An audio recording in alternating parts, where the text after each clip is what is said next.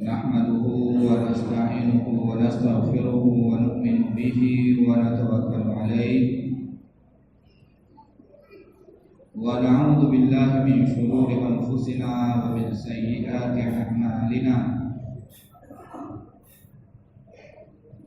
من يهده الله فلا مضل له ومن يضلل فلا هادي له أشهد أن لا إله إلا الله وحده لا شريك له له الملك وله الحمد يحيي ويميت وهو على كل شيء قدير وأشهد أن محمدا عبده ورسوله الذي لا نبي بعده اللهم صل وسلم على سيدنا محمد وعلى آله وأصحابه ومن تبعهم بإحسان إلى يوم الدين أما بعد عباد الله أوصيكم وإياي بتقوى الله فقد فاز المتقون وقد قال الله سبحانه وتعالى أعوذ بالله من الشيطان الرجيم يا أيها الذين آمنوا اتقوا الله وقولوا قولا سديدا يصلح لكم أعمالكم ويغفر لكم ذنوبكم ومن يطع الله ورسوله فقد فاز فوزا عظيما وقال النبي صلى الله عليه وسلم القيس من دان نفسه وعمل لما بعد الموت والعاجز من اتبع نفسه هواها وتمنى على الله وكما قال النبي صلى الله عليه وسلم. Hadirin sidang jemaah Jumat yang dirahmati oleh Allah Subhanahu wa taala,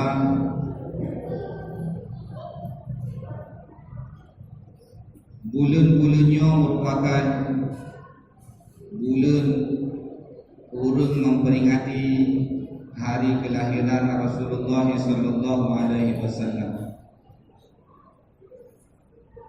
Mungkin sejak Jumat yang lalu karena orang yang memperingatinya dan akan berterusan dalam kebiasaan orang di Aceh sampai 1 bulan kemudian.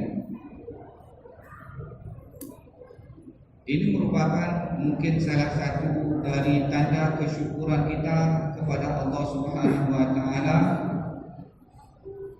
dalam rangka beliau melahirkan seorang manusia yang dengan kelahirannya alam ini menjadi terang. Jadi jemaah yang berbahagia, sebelum Rasulullah sallallahu alaihi wasallam dilahirkan, kehidupan umat manusia dalam kegelapan yang berlaku hukum riba, maka mereka disebut jahiliyah. Jahiliyah bukan berarti mereka tidak kenal teknologi atau tidak mengerti ilmu-ilmu keduniaan, bukan. Mereka dikenal sebagai orang-orang yang mahir. Syair yang paling pandai adalah orang Arab. Yang paling pandai seluruh dunia, yang paling pandai bersyair adalah orang Arab. Sehingga mereka tahu ketika Rasulullah datang membawa wahyu, mereka tahu yang mana syair, yang mana wahyu. Saking tinggi sastra Arabnya. Mereka bukan orang bodoh, tapi mereka disebut jahiliyah. Perempuan lewat dalam keadaan hamil, kemudian yang duduk-duduk tepi jalan bertaruh. Nyo anaknya na lampu urinanya lewat yang beragam bina. Hendak lahir saudara yang berbahagia, Saatnya langsung cek urinanya belah. Tarik anaknya dalam perut, urina keluarga. Bertaruh. Tuan yang menang. Dan keluarga urina yang dianiaya demikian rupa tidak berani menuntut, malah malu untuk menuntut. Kena harga urina naik.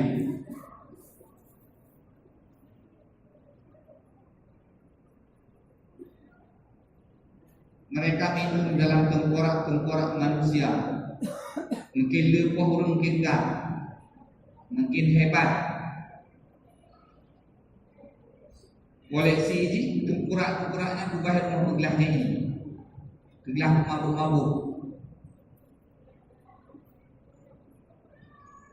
Mereka dikenal sebagai jahiliyah karena yang berlaku hukum rimba. Ilmu perdagangan mereka sungguh hebat. Malah disebutkan dalam Al-Quran, li'ilafi Quraisy ilafihim rihlatash shita'i was-sayf. Perdagangan mereka hebat, disebutkan dalam Al-Quran.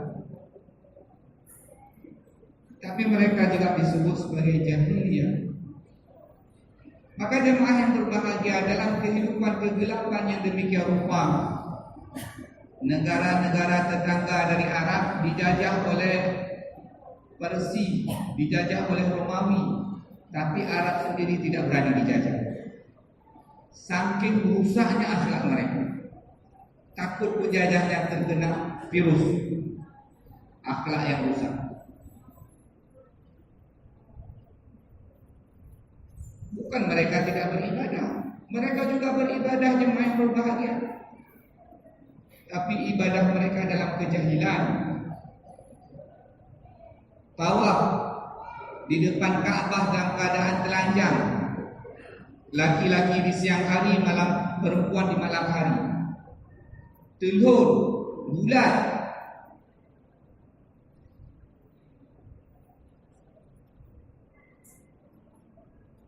Yang mereka sembah, selain mereka menyembah Allah, ada 360 patung yang menjadi Tuhan mereka, ilah mereka. Masing-masing Tuhan khasiat tersendiri, maksud tersendiri. Nyo Tuhan bulan untuk minta wujud, nyo Tuhan bulan untuk laki jodoh, Tuhan bulan untuk laki rezeki, Tuhan. Karena patung-patung sendiri untuk macam-macam Tuhan, macam-macam hajat karena Tuhan masing-masing. Sehingga ketika Rasulullah datang menawarkan Tuhan yang satu, mereka heran-heran, tidak sanggup menerimanya. Haicah lewat lihat itu 60 buah Tuhan khilafahnya. Hanya selesai urusan mereka. Rezeki tim-hantim, ramai ngembuh mengkawin kau, nanti jodoh. Urung pakai laju-laju, mudah mumpuk mati. Masa ia tawarkan Tuhan tidur? Lihat tu 60 buah Tuhan hang selesai masalah. Hai memang jemaah yang berbahagia. Sehingga ketika ditawarkan la ilaha illallah, tiada Tuhan kecuali Allah, cuma satu Allah. Ilah-ilah yang lain, lihat tu 60 kan bukan Tuhan. Hai terima. Tak sanggup menerimanya. Hai jahlah oleh jemaah. Maka jemaah yang berbahagia, dalam kehidupan kejahilan yang demikian rupa, lahirlah Rasulullah sallallahu alaihi wasallam. Inilah nikmat yang paling besar. Urung hidup dalam kegelapan, tiba-tiba datang cahaya. Nyoba nikmat yang paling besar, jemaah yang berbahagia, yang mesti kita syukuri. Sehingga jemaah yang berbahagia, di mana-mana tempat di seluruh dunia memperingati kelahiran Rasulullah sallallahu alaihi wasallam untuk mensyukuri nikmatnya. Tapi terkadang jemaah yang berbahagia, dalam memperingatinya terkadang kita salah memaknai. peringatan itu sendiri. Maksud untuk memulia Rasulullah, maksud untuk menyanjung Rasulullah, penghulu kedaya. Tapi kadang-kadang dalam acara-acara yang kedaya juga menyebabkan hati Rasulullah SAW menjadi sedih. Ulanya terkadang yang paling berbahagia di kota-kota besar, bukan peragaan busana dalam memperingati hari kelahiran Rasulullah. Acara dari-darian, acara peragaan busana, acara lihat buku acara juga, acara musik-musik.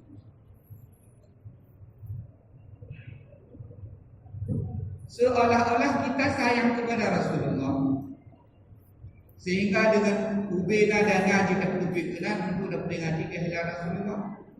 Tapi terkadang kegiatan yang kayak juga menyebabkan Rasulullah malah tidak rela kabrak perempuan di belakang.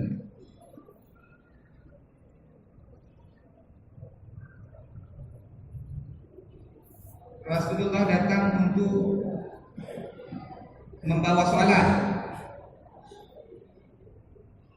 untuk menyenangkan hati beliau. Rasulullah langsung bijak oleh malaikat rupa kedai Sidratul Muntaha, ba'aras Allah Ta'ala dan terima solat langsung. Saatnya Rasulullah begitu sedih, dua orang kesayangan beliau meninggal diambil oleh Allah Ta'ala, Khadijah dan pamannya Abu Talib, yang selama ini membantu beliau, melindungi beliau, karena dia orang yang paling sayang kepada beliau dan orang yang paling beliau sayang. Bijak oleh Allah Ta'ala, sedih takkan, dihibur oleh Allah Ta'ala, lebih ajak solat. Yang perempuan itu langsung dengan Allah Ta'ala, dua beri hadiah solat. Nikmat solat begitu besar sekali sampai Rasulullah sebutkan bahawa penyejuk mataku dalam solat, penyejuk mataku dalam solat. Senang Rasulullah untuk solat, hek malah beliau untuk solat. Dalam keadaan hek sekalipun, orang lain istirahat, beliau solat, karena memang itulah kenikmatan beliau dalam solat. Hanya saja jemaah yang berbahagia, uronyo terkadang jitakalan dalam perilaku kehidupan keseharian mereka, dalam memperingati Maulid, kadang-kadang ramai anak solat. Nyo ajib, nyo perkara yang aneh sekali. Ingin tak buat sesuatu yang menyenangkan Nabi, tapi tak buat sesuatu yang menyesakkan hati Nabi. Alasan kutua itu, kutua baca, karena jika bukan masa hana sayang. Pegawai acara kadang-kadang tak menasa, kadang-kadang beradu dengan dia semayang. Begitu azan berkumandang menuju tinggal pada umroh. Ini perilaku kedanya jamaah yang berbahagia bukan menyebabkan Rasulullah senang. Asumsi kita yang orangnya peringatan Maulid makan-makan, mungkin rumahnya rubah, mungkin rayu aja.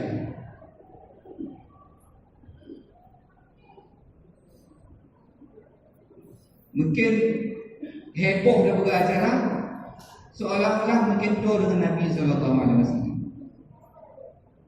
Tapi perilaku yang kamu lakukan dalam kehidupan buronyo jemaah berbahagia kadang-kadang bertolak belakang. Ini yang mesti kita merubah kembali. Tidak sekedar untuk makan-makan untuk senangkan Nabi. Hukumnya Nabi bak katanya menyangka amalkan, itu baru Rasulullah senang. Diberi hadiah dari untuk sembahyang, kajadah sembahyang, Rasulullah senang. Tapi menyangka acara lain tapi tak dengan sembahyang, yang malah Rasulullah tak senang. Melalui kesempatannya kamu ingatkan kembali kepada kami bersama memantun gampu. Sembahyang kata. Sembahyang kata. Kebiasaannya orangnya kata kalau mulai gebang weh. Baik taweh li. Dan muliakan panggilan Allah Ta'ala. Dan muliakan sunnah Rasulullah Sallallahu Alaihi Wasallam. Ketika azan berkumandang, ambil wudu, solat. Kadang-kadang jemaah yang berbahagia tamu-tamu tempat mau rapat diulia di keadaan untuk menghormati orang adat, rapat diulia dah. Ada adat tamu rumah, adat mayang. Yo ulo-ulo. Menghormati azan bukan sekedar dengar jawab, tapi penuhi panggilannya. Perilaku kebiasaan yang lama mungkin berlaku dalam masyarakat kita yang berbahagia. Kita ubah kembali untuk memakmurkan masjid-masjid Allah Subhanahu wa Ta'ala. Yang Rasulullah tinggalkan kepada kami Quran dan Sunnah itu kita amalkan. Rasulullah kasihkan. Dan itu tidak semata-mata keperingatan Maulid itu adalah untuk budaya memegah-megah,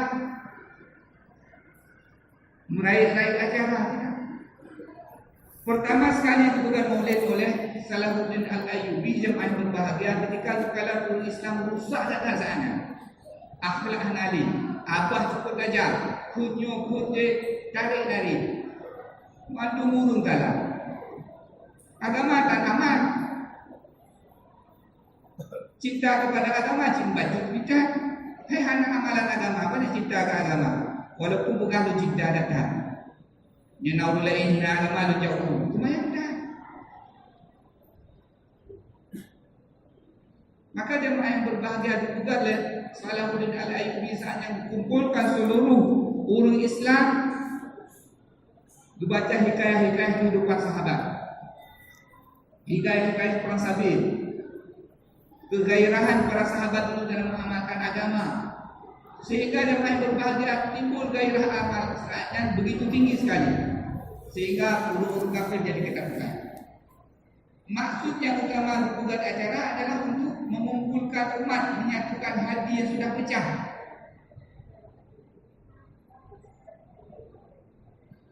Kan malah dengan acaranya malah pecah hati. Kan apa yang acara kampung kurang ada pun. Ayuhana puji talak.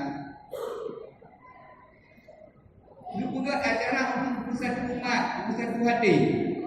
Kan buat acara malah caci maki carut marut puru juga. Maksud utama yang juga Salahuddin Al-Ayyubi bersatukan umat, sehingga umat yang berpecah belah bersatukan dalam panji Islam. Amalan-amalan sunnah yang sudah hancur tidak diamalkan lagi oleh Rasulullah, bagaikan memegang bara api. Gemat untuk jara berkuade. Dihidupkan kembali. Man tamassaka bi sunnati 'inda fasadi ummati falahu ajrun syahid. Barang siapa hidupkan sunnahku dalam keadaan umatku rusak, hai itu boleh. Lok pitok saja. Gejuk pahala syahid. Karena betul, lagian berkurang juga jemaah yang berbahagia kondisi untuk menghidupkan sunnah. Ajak urun kunyo, ajak dia urun kunyi, macam-macam. Ketika Umar rusak, urun belah raja ku bukan teroris, lagi kami, macam itu. Ketika pakai cadar, tutup aurat dengan sempurna, bukan lagi India. Macam urun kun. Takut putih hati mar, mengiring-iring. Maka tujuh pahala syahid yang main berbahagia. Orang hidupkan sunnah dalam keadaan umat usah.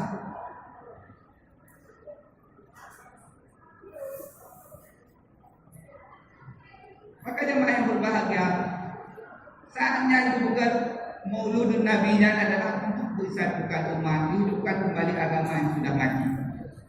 Menyebut boleh mati jemaah yang berbahagia itu. Seandainya dibiarkan anak kanggu pekun ragu bahagianya model. Anak amalan generasi selanjutnya tidak tahu apa-apa tentang agama. Karena ayahnya ibunya tidak amalkan lagi, sudah mati.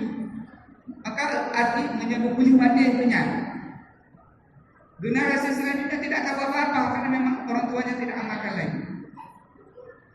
Mati dia.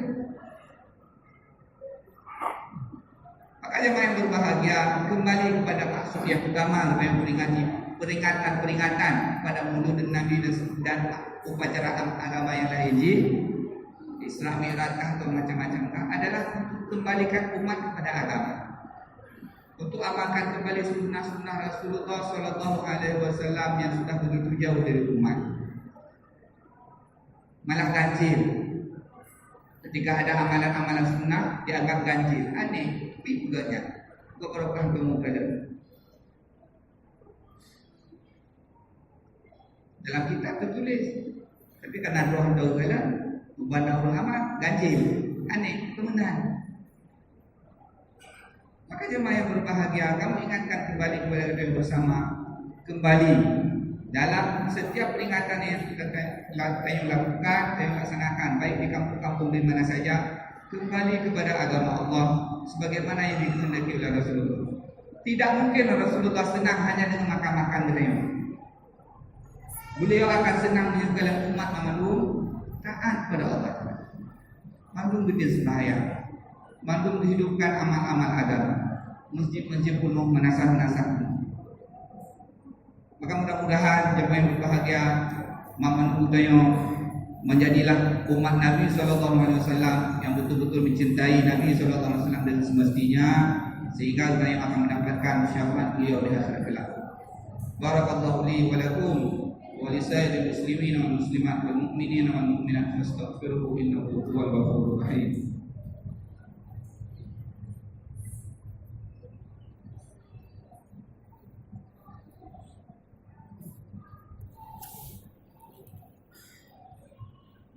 Alhamdulillah Rabbil Alamin. Nahmaduhu wa nasta'inuhu wa nastaghfiruhu wa nu'minu bihi wa natawakkalu alayhi wa na'udzu billahi min shururi anfusina wa min sayyiati a'malina. May yahdihillahu fala mudilla lahu wa may yudlil fala hadiya lahu. Asyhadu an la ilaha illallah wahdahu la syarika lahu, ahadan samadan lam yalid wa lam yulad wa lam yakul lahu kufuwan ahad. Asyhadu anna Muhammadan abduhu wa rasuluhu alladzi la nabiyya ba'dah. Allahumma shalli wa sallim wa barik ala sayyidina Muhammad wa ala alihi wa sahbihi ajma'in wa man tabi'ahum bi ihsanin ila yaumiddin, amma ba'd. Ibadallah, usikum wa iyaya bi taqwallah, faqad faza al-muttaqun. Wa qad qala Allah subhanahu wa ta'ala ba'da a'udzu billahi minasy syaithanir rajim. Wal 'asri innal insana lafi khusr illa alladhina amanu wa 'amilus solihati wa tawassaw bil haqqi wa tawassaw bis sabr. Inna Allaha wa malaikatahu yusholluna 'alan nabi ya ayyuhalladhina amanu shallu 'alaihi wa sallimu taslima. Allahumma shalli 'ala sayyidina Muhammad wa 'ala ali Muhammad kama shallaita 'ala Ibrahim wa 'ala ali Ibrahim innaka Hamidum Majid. Allahumma ighfir lil muslimina wal muslimat wal mu'minina wal mu'minat al ahya'i minhum wal amwat innaka sami'un qaribun mujibud da'wat wa ya qadil hajat. Rabbana ighfir lana wa li ikhwanina alladhina sabaquna bil iman wa la taj'al fi qulubina ghillan lil ladzina amanu rabbana innaka ra'ufur rahim. Rabbana atina fid dunya hasanah wa fil akhirati hasanah wa qina adzaban nar. Wa la dzikrullahi akbar. Aqimus shalah.